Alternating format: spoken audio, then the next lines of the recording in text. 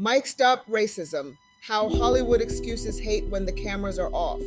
Caught in the Act: Racism with a Platform, series finale. Welcome back to Burden of History, where we examine the uncomfortable truths that powerful people want you to forget. I'm Dr. Rose, and for the past several weeks of Caught in the Act: Racism with a Platform, we've been documenting what really happens when celebrities, politicians, and public figures get caught being racist. Today, we're wrapping up this series with the biggest question of all: what did we learn? Before we begin, you'll notice we're not showing real photos or footage of these celebrities. That's intentional. This isn't about giving them more publicity or clicks. This is about the pattern, the system, and the accountability that never comes. Their faces have been plastered everywhere for decades. Today, we're focusing on their actions. They weren't supposed to get caught. They were supposed to whisper it in private, say it in drunken rants, slip it into jokes among friends, and move on like nothing happened. But they forgot something. Someone was always recording, and we were always listening. Mel Gibson, shouting racial slurs and blaming Jews for all the world's wars, still making movies. Liam Neeson, admitting he walked the streets with a weapon, hoping any black man would give him an excuse to kill, still starring in action films. Paula Deen, casually using the N-word for years while planning slave-themed weddings, still publishing cookbooks. Dog the Bounty Hunter, so comfortable with slurs that he warned his son not to date black women, afraid the racism might leak, still on television. Charlie Sheen, dropping slurs like punctuation marks in private conversations, still getting hired. Roseanne Barr, comparing a black woman to an ape and blaming sleeping pills, still touring and podcasting. And these are just the ones we covered. There are many others we didn't mention in this series, like Hulk Hogan, who used racial slurs while discussing his daughter's dating life, got fired by WWE, then quietly returned.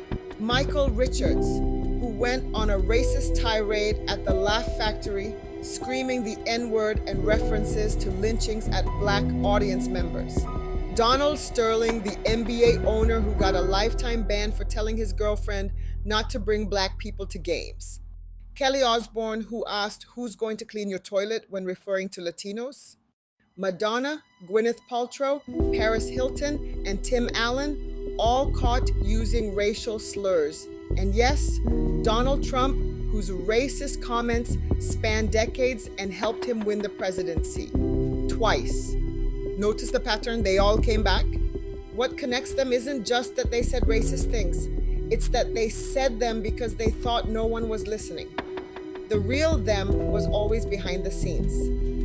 And when exposed, the apologies were performances. Cue the crocodile tears, cue the pastor meetings, cue the I'm not racist, I'm healing, cue the comeback tour. Because in Hollywood, being racist isn't disqualifying, it's a temporary timeout. You can be exposed as a bigot and still land new deals, new platforms, new audiences who don't care about your victims. Why? Because the industry doesn't just forgive racism, it monetizes it. The canceled celebrity gets more attention. The silenced voice finds new microphones. The reformed racist becomes a hero to people who never thought they were wrong in the first place.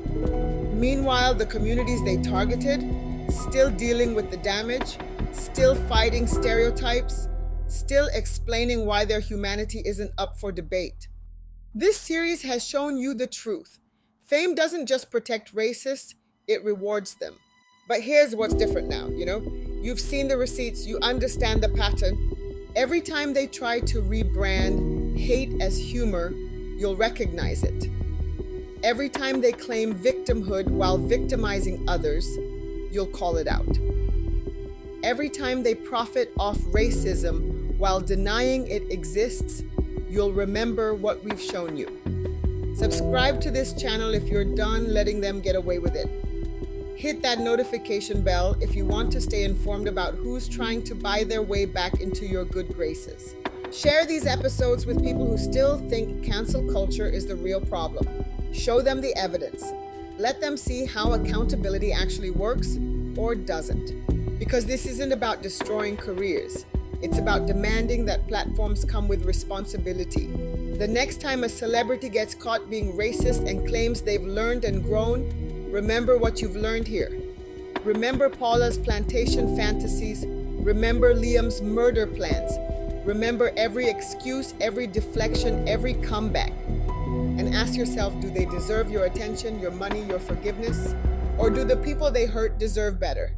We've been caught in the act, racism with a platform, and now that you know what to look for, you'll never unsee it. The microphone is yours now. Use it.